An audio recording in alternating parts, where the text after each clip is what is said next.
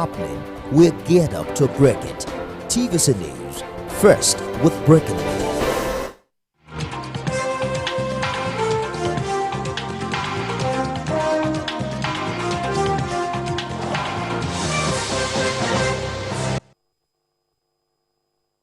Hello and thank you for joining the Thursday edition of Journalist Hangout. I'm Ayodele Uzubakun. Today on the program, former governors Wike, El-Rufai, 26 others make President Tinubu's ministerial nominees. I'll be hanging out with Babajide Kolade Otitoju and Olayinka Oyebile. So if you're ready, let the hangout start now.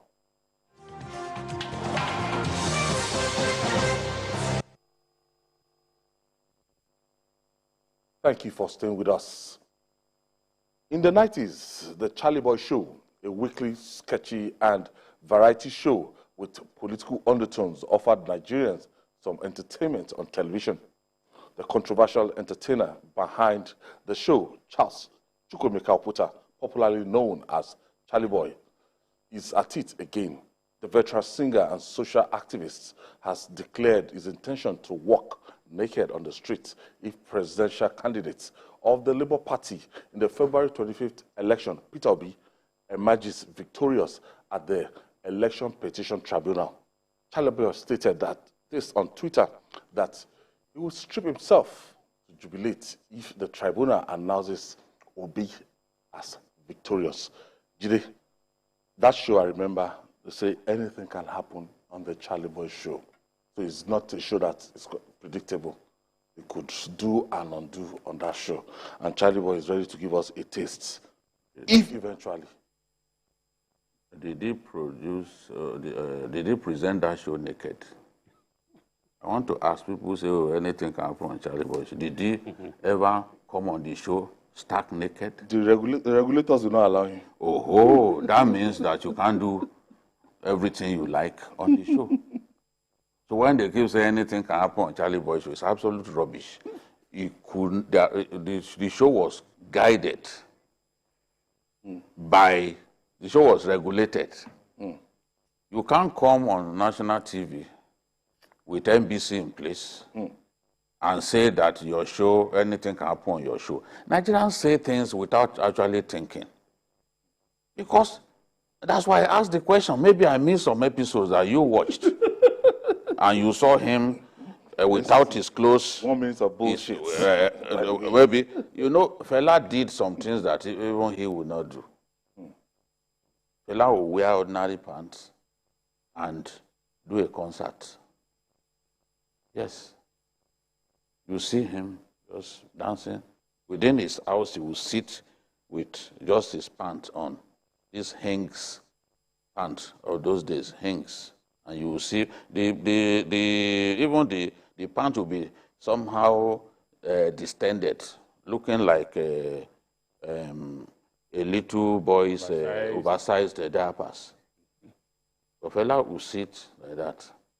Charlie Boy did not have the capacity to do some of what Fela was doing. You know, there are layers. There are layers to madness. Charlie Boy, the talk is cheap. I know people, and I still see them, I see some of them appear on TV, who said that they would leave this country if Tinubu won the election. Have they left? Have they left for the rest of us who are prepared to stay here? Because how will this kind of statement in any way affect the sitting, the tribunal? It's not going to affect anything. If it is his wish to run around naked, that wish is not going to come to pass. I'm confident that that wish will not come to pass. You can say that I'm biased, I'm this. It will not, even if Obi wins, assuming without considering that Obi will win, if Obi wins, Charlie Boy will not run around naked. The same way those who said, oh, if Tinubu wins, they will leave Nigeria. He has won now, he's been sworn in. They refused to honor the award. How you know a man of honor is putting him to test. does he honor his word? In the military, the soldiers will say, our word is bond. They refuse to leave the country for the rest of us. We have never said, if anybody wins the election, that we will leave the country. If I didn't run away when the military wanted to kill me in the 90s, and some of those who contributed just 2 lines to a story that I anchored, they ran away. Me, I stayed here. They jailed my bosses for a story that I wrote. I didn't run away. Why will I run away now? Because a politician won an election. Who is a politician? Who is a politician? Does a politician have 2 heads? No. A politician, to me, is just an insignificant creation of God. So I will now leave the country. I didn't run away from Abacha. I will run away for a civilian politician. Those who are saying those things, they thought Tinubu will never win. They thought with all the things thrown at him that he would not survive it. I saw even some journalists were analyzing, they thought the Muslim North would simply vote for Atiku. That was the way they were thinking. You know? It didn't happen. And they didn't leave Nigeria. You still see them, they still have the guts to come on TV and be pontificating when you can't honor your word. Are you a man of honor when you can't honor your word? Charlie boy, even if I can tell you, and that day I pray that you will see that whatever happens, all forms, Charlie boy will not run around naked. It's not going to happen. Whether Obi wins that case or not, assuming Obi were to be super lucky to come from 3rd position to become number 1, Charlie boy will still not go around naked. It's not going to happen. Olayinka, what does... I think at 70 plus, we are taking Charlie boy too seriously. Are you saying it's going senile? No. What I'm saying is that at 70 plus, he says he's going to go naked. I think he's only trying to play on words.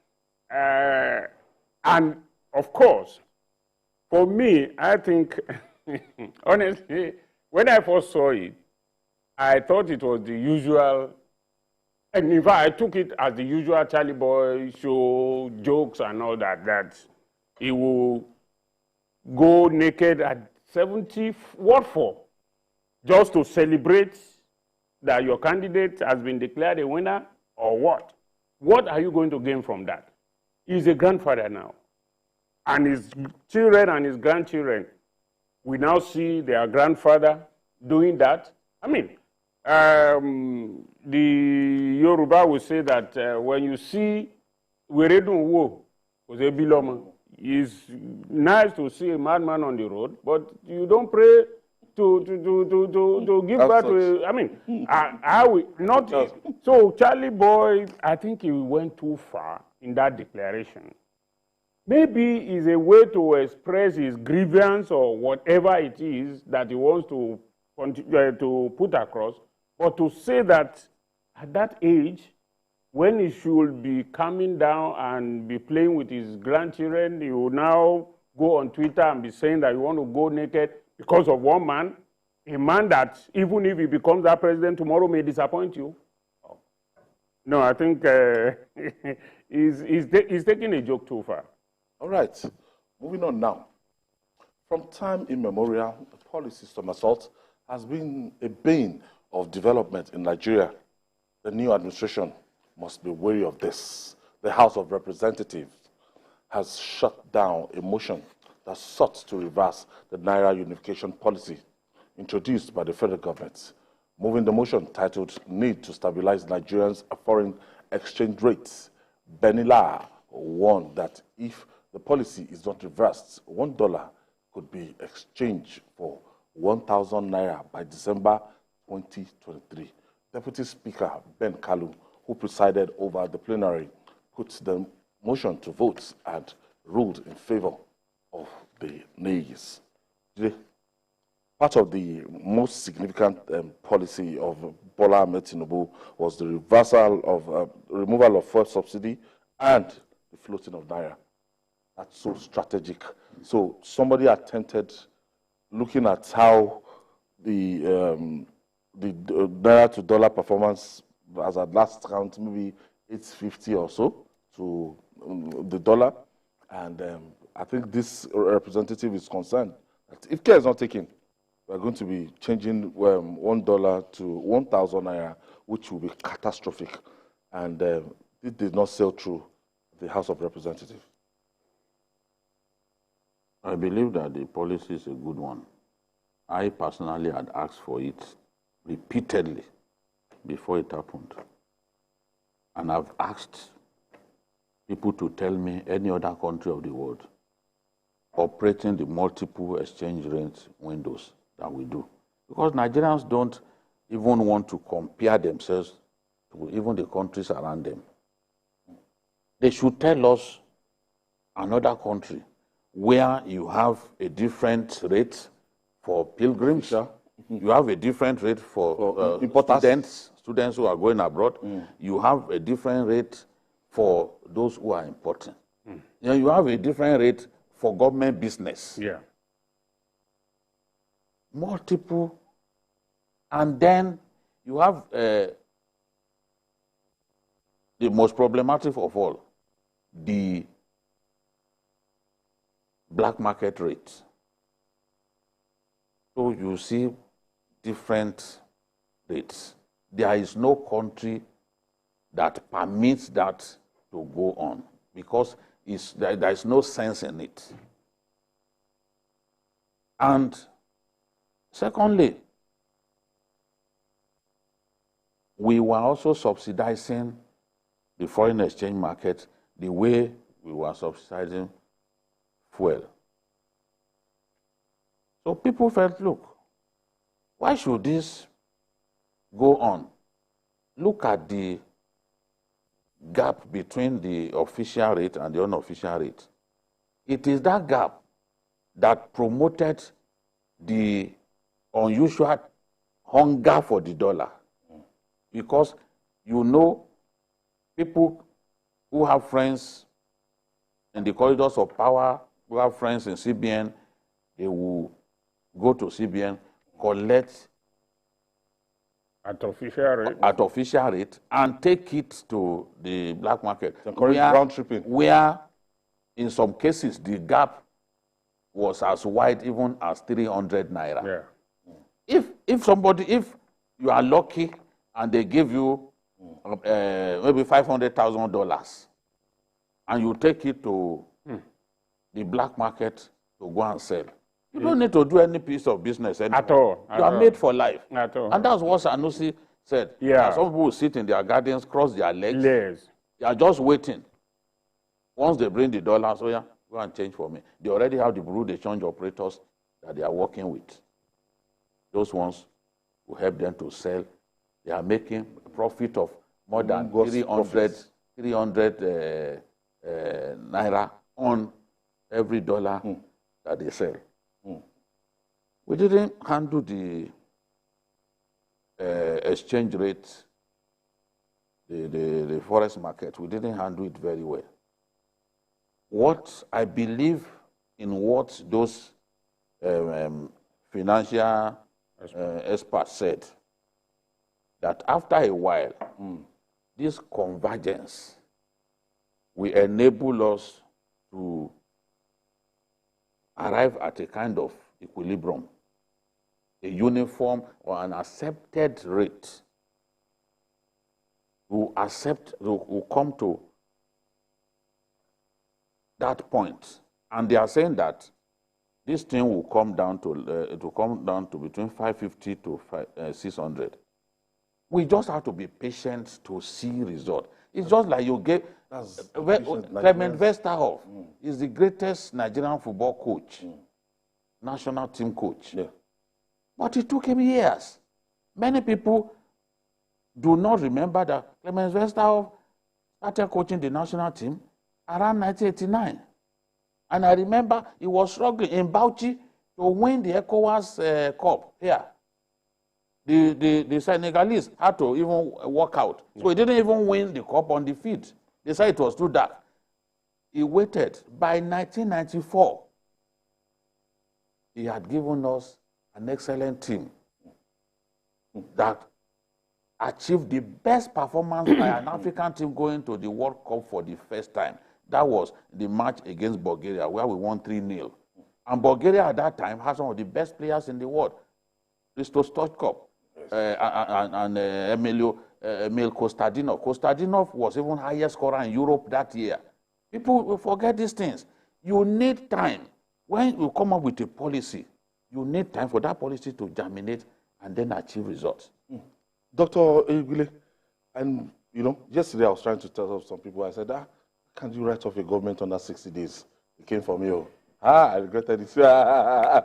It came from me. They said there's a Yoruba proverb that says, it is the morning that will tell you what is going to happen in the night, that this is what they endure throughout the 8 years of the last administration and everything. The issue of the floating of the Naira, I think that, for me, is a good decision. I'm not an economist, as I always say, but I'm just a day-to-day man who knows what is going on. They're telling you, as at the time before it was floated, it was 7-something.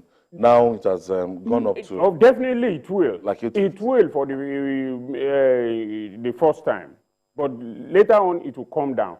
The reason is part of what BKO has explained. If I had a friend in Central Bank and I said, okay, I need 100,000 USD. And they gave it to me. Maybe out of that 100,000 is 10,000 that I need. The remaining 90,000, I take it to the market and sell. Then I become a big man, a rich man, and start throwing money about. The reason that one, I support that wholeheartedly, because we were trending on a path that people in government, people who know people in government or who know someone in government, we just sit down in their garden, be picking their teeth, collect dollar, and begin to sell. That was what we are creating. But in this situation, it will be a bit difficult at the initial stage. Yes. And definitely it will stabilize later on, because the way it was, people are just making money and Nigeria was bleeding. If it were to be that, okay, there are some specific, and you know Nigeria the way it is, even if you have some specific government essential duty that you will give at controlled price, you will still find it to be abused.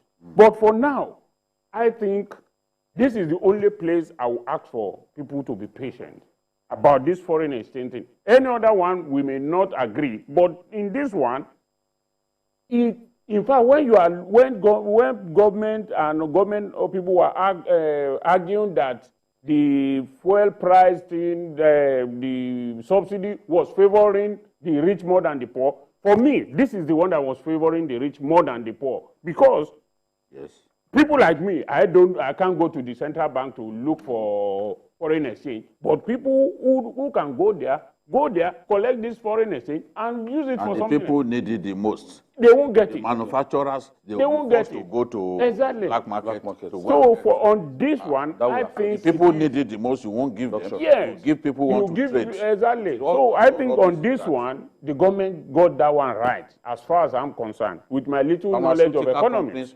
they needed raw material. They won't get it. They will not. They can't find forex to bring in raw material. Whereas those who want to simply buy it, you know, one reason. So it's not good to say when people steal in naira. Yes. Because the naira is not stable. Yes. They will go and buy. They will now go. You know, they bribe them in Abuja. Of course. The home of thieves. They bribe them with hefty money in naira. Of course. When they bribe them, didn't you hear what was going on with the Federal Character Commission? The nonsense that they did there. You know. They even came and exposed themselves in the National Assembly. Yes. So these things, all the job racketeering and all the everything that goes on there, they do it in dollars. Happen in Abuja. Yes. Bad things So happen I in think Abuja. We got to tell ourselves the truth. On that score, somebody, they bribe you with as much as 500 million. maybe a contractor bribed and just use that as an illustration. Where will he keep it? Where will he keep it? He will go and get dollars. And that's why put pressure on the market. Yes. The hunger for the dollar, Nigeria, is unreal. In fact, you can't defend it. It even became more than even the owners of the dollar itself. Yes. It's a legal tender in some quarters. Exactly. Because if I put, you can put naira now, $100,000 in your pocket and it will be just as flat. Exactly. Just as flat as yes.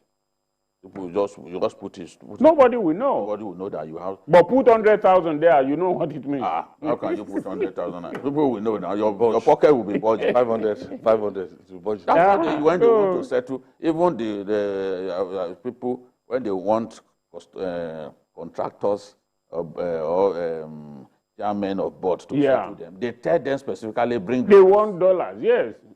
They tell them specifically bring dollars. All right. So why won't the hunger for it be extreme? Okay. For the much awaited list of ministerial nominees, it is better late than never far for the country. 2 days before the deadline for the submission of the names as stipulated by the Constitution, the President of the Senate, Godswill Akpabio, read the list consisting of 28 nominees. Prominent names of people who made the list are the immediate past governor of Rivers State, Nyesom Wike, his counterpart from Kaduna State, Nasser El-Rufai, Ebonyi State, David Omahi, and Jigawa State, Abubakar Badaru. Others include prominent people earlier announced as special advisors, including Dele Alaki, Wale Edun, and Anatu Musawa. Let's share the moments with you.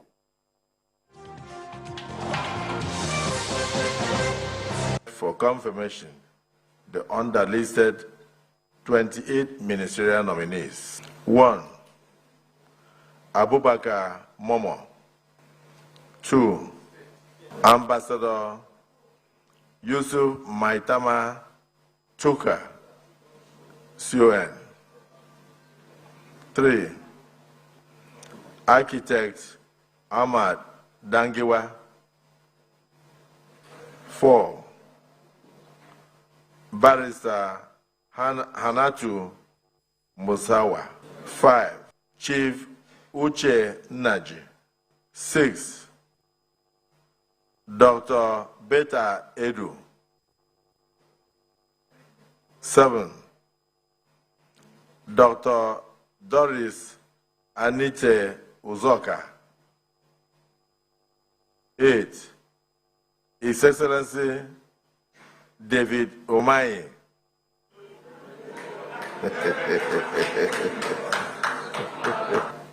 9. His Excellency Ezenwa Nyesom Wike. 10.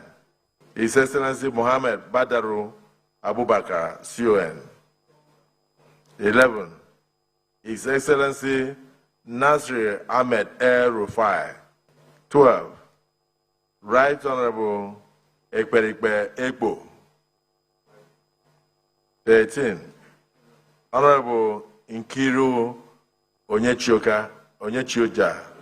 14. Honorable Olubumi Tunji Ojo. 15. Honorable Stella Okotete.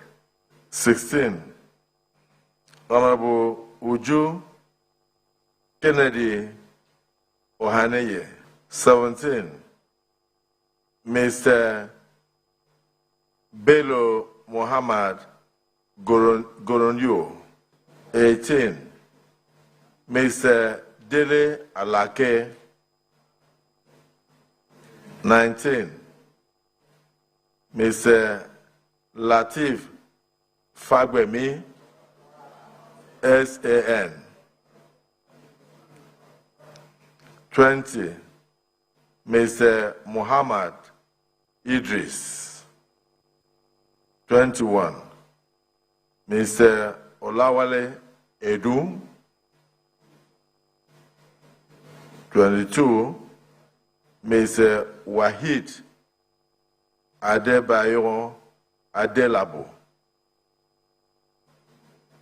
23, Mrs. Iman Suleiman Ibrahim.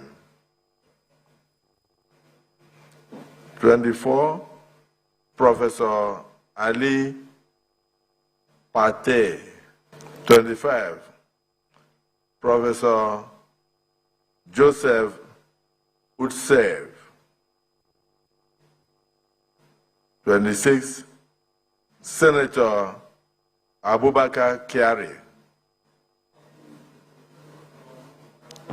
27, Senator John Eno. 28, Senator Sani Abubakar Danladi.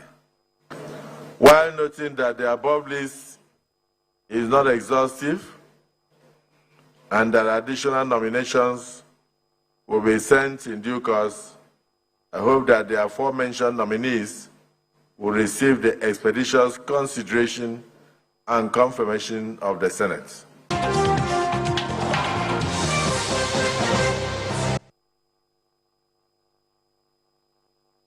Heading home from work, in the busy traffic, your car breaks down. Car horns blast. Your car is pushed aside. You call for help. Phone battery blinks and dies. You take a cab. Few miles, tire bursts. What a day. Frustrated, sweating, and tired. Nearing home, darkness envelops the street. Wow! Just one house is bubbling with life. Brilliant lights, loud music, smiling wife, all welcome you. We alone have light? Yes, it's JRB Solar Energy Systems, my anniversary present to us. No matter how dark life is, the sun is gonna shine on everything you do. JRB solar inverters, batteries, solar panels, solar streetlights and more. Telephone 0906 752 1111. Email sales@jrbsolar.com. JRB, the sun is gonna shine on everything you do.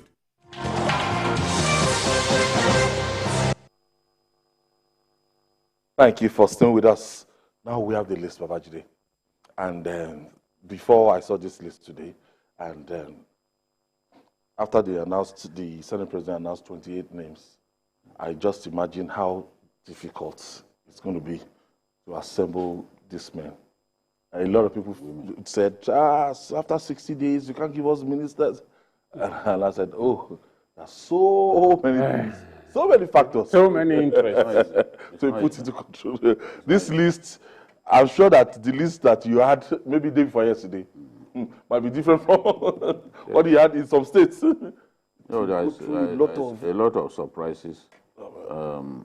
For example, I wasn't expecting the president to pick 2 ministers designated from Katsina State. Yeah. So that will tell us that. I was thinking, Kano gave him, during the presidential election, he got more votes in Kano. These places, and he must have felt, let me do something, because Kano is very strategic and all that. You have to please people.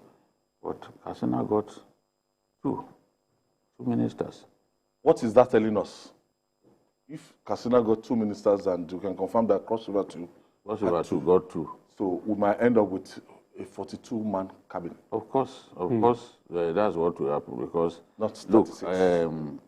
Look, if you say, okay, you want to do 36, and you imagine that there are so many people who work their socks off to make you win the election, how do you ensure that you please a greater number of your foot soldiers, people who work for you? It is true, these ministerial appointments. And what Ashwaju has done, many people will say, oh, he brought in so many ministers, so many politicians. But if you look at those ministers, former governors, these are people who have value.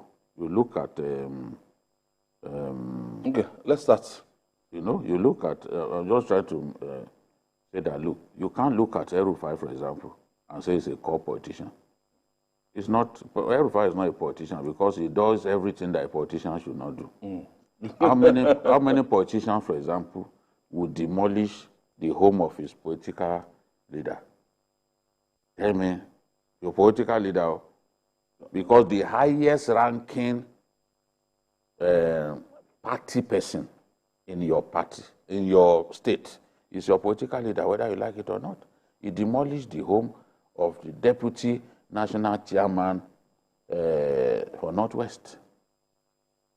People may have forgotten now because even that person is dead now. So, but if the steps that it takes, a politician would rather pull back because we're thinking of the next election. So, and you look at someone like Umahi, for example. Umahi is an engineer.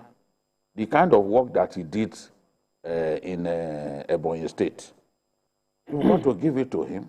That the president probably saw that quality in him. That, with this kind of construction he's sites. not just a politician. He's also somebody with an eye for developmental projects. Yeah. You may not like him. They may say he's arrogant, he's full of himself. But the truth is, the work that he has done are there in Ebonyi standing. So the president he has found a way.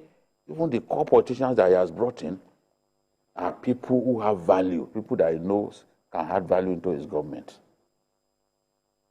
All right, we have we are going to make it in part. We are going to do it in part. So I think we have Senator Abubakar Sani Danladi.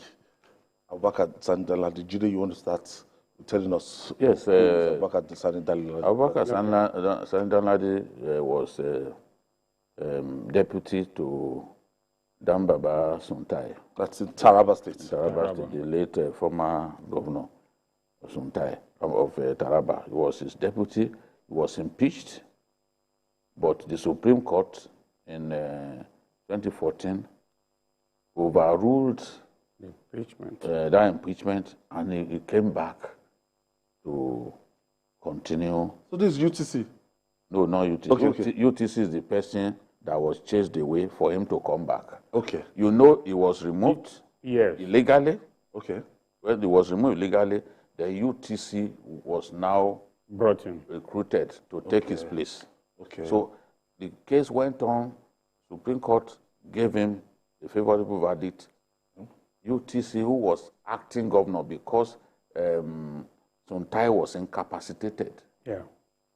UTC was sacked, and this person came over. In fact, someone told me that UTC, you know, even the cars that brought him were taken off his buttocks. The new governor inherited, you know. So the Supreme Court restored him to that position. So he's a man, and he's been working for the APC since he joined the party. He's been a very strong force in that state. He's been a very strong force in that state. So from Karim Lamido local government, where I used to be local government chairman. So Asiwaju knows him very well. He knows him very well, and he's used this opportunity. And he made efforts to be governor. He didn't succeed on a number of occasions. He didn't succeed. But now, Asiwaju, you know, when he came back, when the Supreme Court gave it to him, he refused to contest, to keep that position. You know, to show that, look, I'm not desperate. Once he served that time, because he wasn't expecting that Supreme Court would say, look, I was unlawfully removed as deputy governor, and with the governor incapacitated, he took his place. Some other people will have used the opportunity to contest. Yeah. Yes. By the House of Assembly and all that. But immediately he served that term. He finished serving that term. It was just a very short period before the 2015 election. He didn't recontest. But in the APC, he contested and contested, but he didn't get the ticket. He didn't win. So, in a way, he has been rewarded for his loyalty to APC since he joined them. Somebody very strategic and very key to the emergence of Bola Tinubu as the president, because since 1999, that particular state has never produced a winner for from the All Progressive Congress, or since 2015, when for the opposition, it has always been a PDP state since 1999. Barrister Yisom Wike. Well, we have seen where the ball has gone to now. Because before the election, there were agitation, or there were issues of whether they should expel him from his party or for anti-party activities and all that. For him, personally, I think it's a good reward for him. But whether that is the best thing to be done is another matter entirely. Because for me, if Wike, he had been a minister of state before he became a governor, he will, state of education. One will have thought that you have played a role. Must it be you that will be that minister? You should have nominated somebody else. I don't think he did very well as governor of Rivers State. No problem. Exceptionally well. No problem with that. But my problem with it now is that must we continue to recycle all these people? For instance, Umahi should have been left in the retirement chamber. You get there. Should have been left in the I want you retirement chamber. the options left for Wike before that election. You had the option of following Peter Obi. Many fences with Atiku Abubakar or to follow Bola Tinubu. And he took, in all the G5 governors, him and Sheyi Makinde, they said, look, this is where we are going to. I think he said, he has said it on a number of occasions. When we interviewed him, he told us after the interview that, look, I'm not going to support a person that has made up his mind to deal decisively with me. He said it. That's Atiku Abubakar. Yes, over lunch in his house, he said it. And then, later on, he said it publicly. So, he was convinced that one of the first things Atiku would do if he became president was to deal with him. So, he made up his mind. As for Obi, he knew Obi cannot win the election.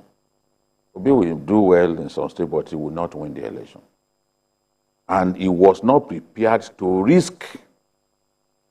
take the risk of supporting a person not likely to win. Because if you did that and Atiku eventually won, what he feared would then happen to him. Yeah. Because he claimed that Atiku actually promised that, let me read there, you see what I'll do to him, I'll teach him a lesson.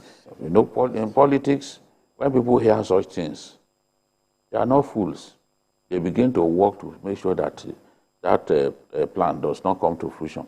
And Asiwaju knows that he's a politician who has capacity. You can say whatever you like about him. The truth, no politician is perfect. No human being is. But when you identify a politician who has value, politicians come into office already thinking of the next election. People don't understand these things. It's okay to sit down and postulate. The same set of people say, they don't know that is. But is it also fair? Let us even say it. Is it also fair? Do the Americans not also bring back people who have served? It is in America that somebody will spend 59 years in the Senate. The contest. 59 years is still there. Nobody will to complain that they are recycling them. In Nigeria, once a senator has done like 1 or 2 terms, we are already thinking of chasing him away, no matter how brilliant he is. Yeah, because their level of performance here is different. No, even some of the best senators who did well for their... You see, once you are not on the good books of your governor, he will make sure that he removes you. Even if you are good and the governor is interested in your own seat, if you are from the same constituency, he will take you away. So, for me, I don't think... Wike is someone that, and I'm thinking that, look, when you look at his performance, those bridges, those roads, go to Aba-Port Harcourt Road, for example. I told Uche, I said, is this Aba-Port Harcourt Road? Because it used to be full of bedlam. But Asiwaju would also be thinking, well, He's a politician, but he has a good track record in terms of infrastructure. So he will be imagining where he can put him. You can either put him in works or even Niger Delta, because we need a lot of projects to come up in the NDDC and the rest of them. So, no, but one positive word I have about him is that he stood his ground that the presidency must come to the South. And whether that was one of the reasons why he went against Atiku. So on that note, and gauging the two candidates, he wagered his way and saw that, well, this one is likely to win, and he supported him. So let's talk about Senator Dave Umahi. Dave Umahi was the governor of Ebonyi State for 8 years. You see, I'm not Dave Umahi's fan, and I have no reason to be. But I'm a fair person. I went to his state. I was invited to the inaugural flight, to come and witness the inaugural flight. I was on that Air Peace flight. And anytime I go to a place, I don't need you to take me. I want to see the work by myself, spending my own money, bringing in people who assisted me with my own money, not collecting money from Umahi. I went round, I saw the work that he did. And I did those stories. Umahi cannot say he gave me 1 naira. Or any of his staff will not say that he gave me 1 naira. And I spent my money, I did the work, showed Nigerians the work that he has done. Because we need to set examples, let people know that, look, when you work for the people, you can't be forgotten. Umahi, in my view, built the most beautiful public university in this country. Currently, you need to go and see the serve food there. Yeah? People are living here too. Yes, yes. People are leaving their own states to go and school there. They are living their I'm sure my producer can just look for the visuals. And then look at the most beautiful airport in Nigeria today is in Ebonyi. It's not. You can abuse him. Oh, he likes too much colors and all that. I'm not flippant. You have to give the man credit. He did exceedingly well. Let's leave politics out of it. Let's leave whatever he is. Because people abuse him, he's arrogant, he's full of himself. It doesn't matter. His work speaks for him. And I think that Asiwaju again made a good choice, because if you see people who have a record of solid achievements, and they are politicians. Ebonyi used to be a backward state. Oh, yes. I said we know the Anambra His State. overhead Served in bridges. Ebonyi State. We used to go to Enugu to go and His overhead bridges are the most beautiful in this country today. I've never And I saw them. You know? So, and you this is, look at, you know, this is the airport. Colorful. This is the airport. You need to see the university. And now it's been handed over to the federal government. You know, it's not the University of Medical Sciences. You need to see it. So, Asiwaju may have chosen him, yes, you will say he's a politician, but he's also a mix. It's a mix between a politician and a technocrat. Because if you are an engineer and you can deliver solid infrastructure like this as a politician, that means, in my view, you are even more of a technocrat than a politician. So, again, I believe that it was the right choice. Let's see how far, depending on the ministry that he gets, let's see how far he can do. And being a loyal party man. Yeah, well, in that state, he's a very loyal party man. But I still think that he has done well, I agree. But he should have just remained in the retirement home, and somebody else should have come in. Why should he retire? He just clocked 60 years. But I mean, the Senate is their retirement home. That's what I mean. It's not. You see, that is another mistake. There's no such thing as the Senate being retirement home. No, that's where all of them go. No, they go, but they are working there. When you are in the Senate, you are working at the level of those committees and all that. So that's not retirement. Retirement is to just go to your house and be lounging, playing with your grandchildren. But we see what most of them do in that Senate. And Americans don't retire at 60 years now.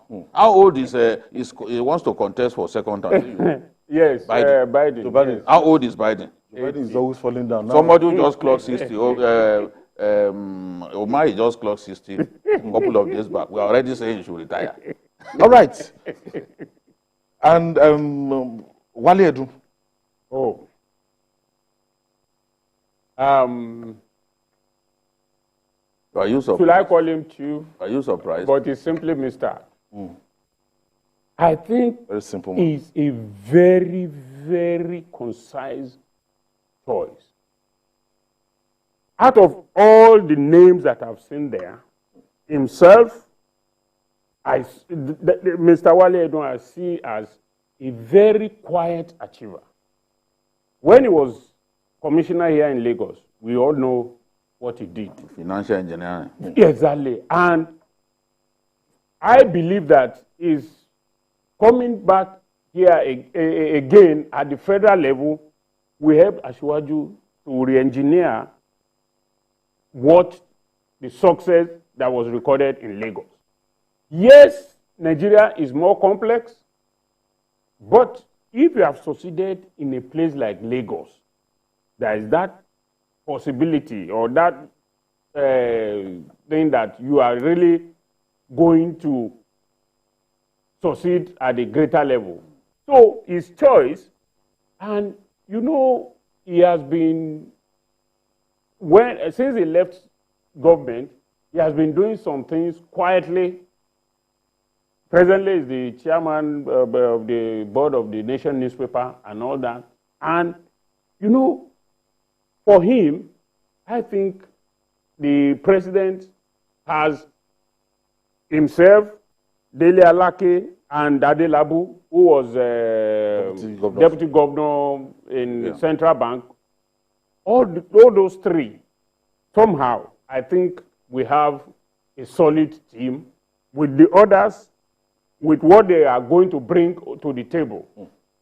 Time is fast spent. That's to tell us that Asiwaju wants to really do well in terms of the economy.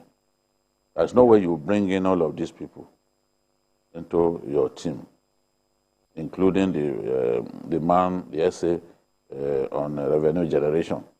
Now, the former head of Ajimobi. There's no way that you won't do well. Because he's got for himself some of the brightest around. And Wale Edun, you know, I said before that these essay positions are transitional. Yeah. That is what has happened. Dele Alake position is transitional. He's going to become minister. Wale Edun now, his position as essay, transitional, is going to become a minister. Because they are among the best that the man can find. But Dele Alake has been used to him all along. He's one of the people who understand Asiwaju so much. And you know, Lagos had the first ministry of strategy. Information down and to Dele Alake. Yes. In the past, what we used to have was information. Yeah. Dele Alake was critical to adding the strategy element to it, borrowing from the Americans. Just the same way that Asiwaju brought chief of staff. You know, it's the Americans. Chief of staff is not known to our constitution. Yeah. But today, everybody is having chief of staff. And a surprise, the one that we're not talking about now is that we didn't talk about before now, Lateef Fagbemi SAN. Yes, I think that the person that Asiwaju wanted initially, something happened, and then Lateef Fagbemi, who is actually the APC lawyer, you know, heading the APC team, you know, Asiwaju's lawyer is Lateef Fagbemi is APC's lawyer, you know, presidential. Yeah. So Asiwaju then settled for someone from Kwara. What I heard before was that his choice was initially from Oyo. This thing has been very tough for this man to do. Remove this, bring this one back. Remove this. It can be really tough for anyone. No, that is the real strategy. You have to be strategic. At the end of the day, you don't turn your best, your loyalists against you. You know? So This is the thing. Daily, there is nothing that we need to say about. No, everybody knows. Everyone knows, and I'm sure when the screening time comes, people will see the stuff. They will have a feel. That is made of. Yesterday was still here, addressing the press about the need to support this government. I'm sure you need someone like that around him, someone who can tell him the truth, who is used to it, who is very familiar with his methods, and I'm happy that. Okay, Anatu Musawa. Oh, Anatu Musawa is a lawyer, writer, a columnist for many years for some newspapers in our country. Has studied abroad.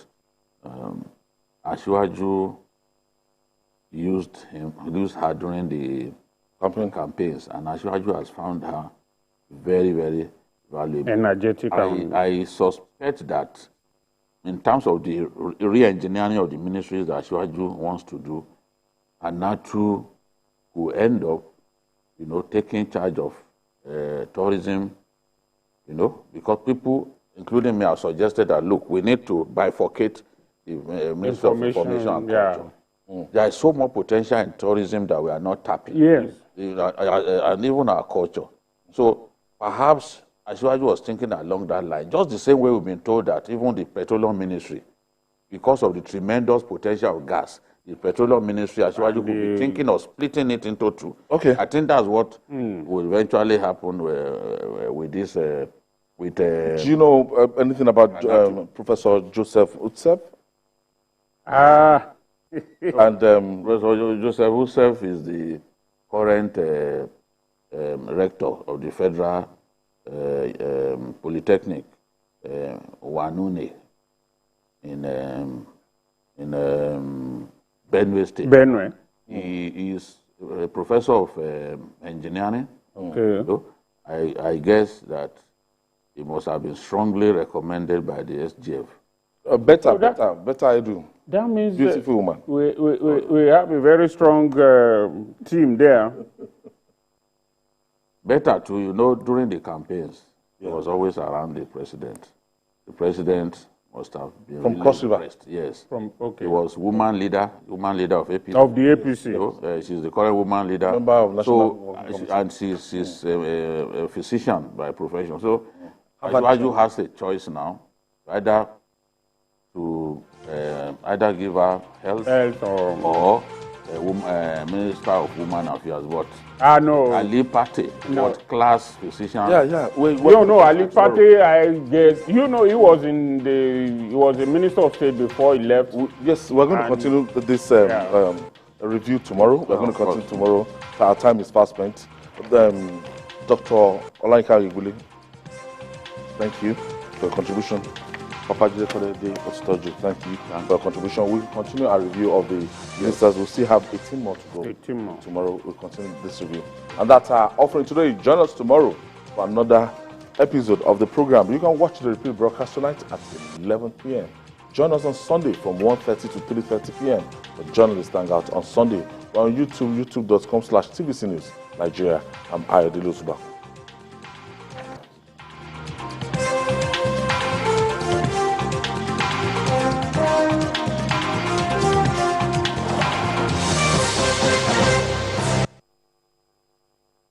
Following is a paid presentation by ShopX TV. Do you spend the night trying to get comfortable? Your knees rub bone on bone. Your back and hips ache. You wake up in pain? Not anymore. ShopX TV is proud to introduce the Contour Legacy Pillow, the patented, ergonomically designed tapered leg pillow that naturally fits the contours of your legs, knees and thighs to help align your spine and alleviate pain. Watch, when you sleep on your side, your leg falls forward, twisting your pelvis and lower back, putting pressure on your spine, hip and sciatic. But the Contour Legacy Pillow cushions your knees and cradles your legs, relieving stress on joints while restoring your lower back alignment. Sleeping on your side, your leg comes over and puts you out of alignment, causing lower back pain, hip pain, even knee pain. By using the Contour Legacy Pillow, it restores the natural alignment of the spine, helping to alleviate pain and pressure, leading to much more restful sleep. Old-fashioned leg pillows are bulky, but the anatomical design of the Legacy pillow fits perfectly the shape of your body the way nature intended. You can even use two together for full leg alignment. Legacy pillow is exclusively ventilated, so it always stays cool and dry. With top crescent design, it cuddles up to you perfectly and easily moves with you. Ordinary pillows go flat, but the Legacy pillow is made up of soft memory foam, so it never loses its shape and the cover is machine washable. The Contour Legacy pillow is now available in Nigeria, exclusively from ShopX TV. You could be paying up to 500,000 naira for an orthopedic bed that doesn't properly support your spine. But call the number on your screen now and get 2 Legacy leg pillows for just 69,900 naira and get relief from back and hip issues. But wait! If you call now, we'll upgrade you to the Contour Better Sleep Collection. The collection comes with 2 Contour Legacy leg pillows and 2 Contour Cool Gel head pillows at no extra charge. The Contour Cool Gel head pillows' soothing orthopedic support will cradle your head and neck for full alignment, while keeping you cool all through the night for the best sleep of your life. Incredible! That's 2 Contour Legacy pillows and 2 Cool Gel head pillows for just 69,900 naira. And that's not all. Place your order now and we'll also deliver your Contour Better Sleep collection with no shipping charge. But hurry!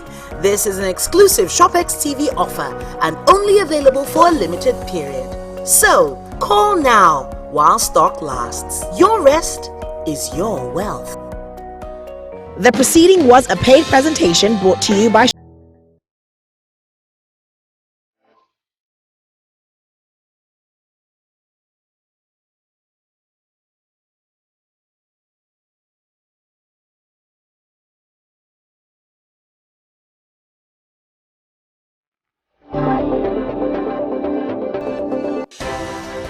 At TVC News, wherever the big news story is happening, we're geared up to break it.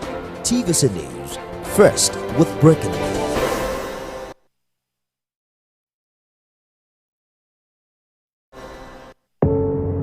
Doubt and fear doesn't occur at the canvas, it shows in the canvas. It shows the conation of raw earthen material slabbed, stroked and molded at a pace provided by the doubt and fear. Every move weigh in the struggle of one to the other, merging the past to the present, brushstrokes of colors seen but not known. For when the wailing stops, the pieces settle down in abject beauty erected for a century of a century.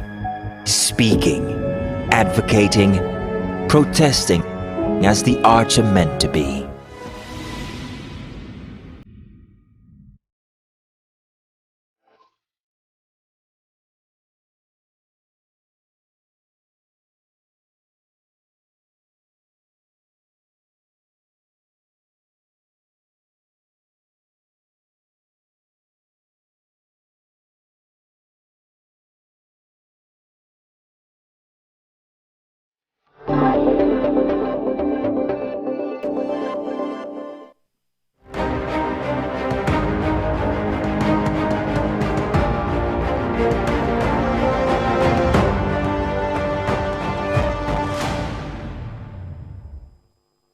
Well, at last, everyone, the list is out. Exactly 59 days into his administration, President Tinubu has forwarded a 28-member ministerial nominee list to the Senate to beat the deadline of 60 days stipulated by law.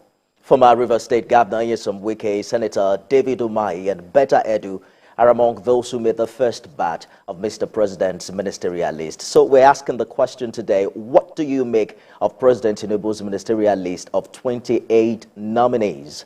Join the conversation right now on Twitter.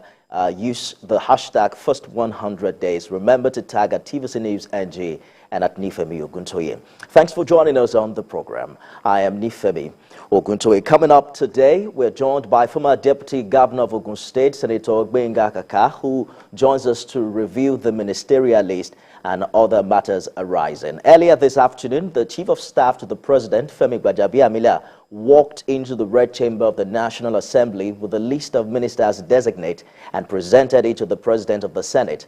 Although the portfolio of the nominees weren't stated in President Tinubu's communication, President of the Senate, Godswill Akpabio, emphasized that additional nominations will be sent to the Senate in due course. The President of the Senate didn't mention when the ministers designate will be screened.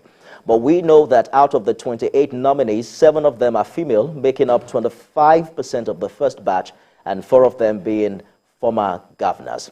Let's tell you also what we know about some of the ministerial nominees. We'll begin with 56-year-old Ambassador Yusuf Maitama Tuga, who is from Bauchi State, currently Nigerian ambassador to Germany, a member of the House of Representatives between 2007 and 2011. There's 59-year-old architect Ahmed Dangiwa, who's from Katsina and was only appointed secretary to the state government of that state some 2 months ago. Is 59 years old. Barrister Hanatu Musawa from Katsina as well is one of the 6 women in the first batch. She was appointed special advisor to the president on culture and entertainment economy a few weeks ago, and she was the deputy spokesperson and deputy director of public affairs of the All Progressives Congress. There is Chief Uche Unaji, who was the governorship candidate of the All Progressives Congress in Enugu State earlier this year, followed by Dr. Betta Edu, perhaps one of the youngest on the list at the age of 35,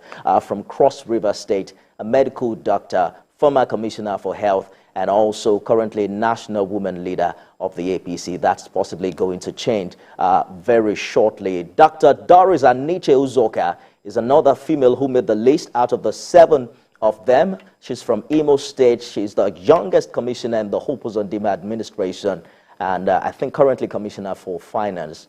Now let's move on to some big names. You know, we saw the video on the floor of the Senate when David Umahi's name was mentioned and the cameras panned to him. He had that big smile on. He's 60 years old, current senator representing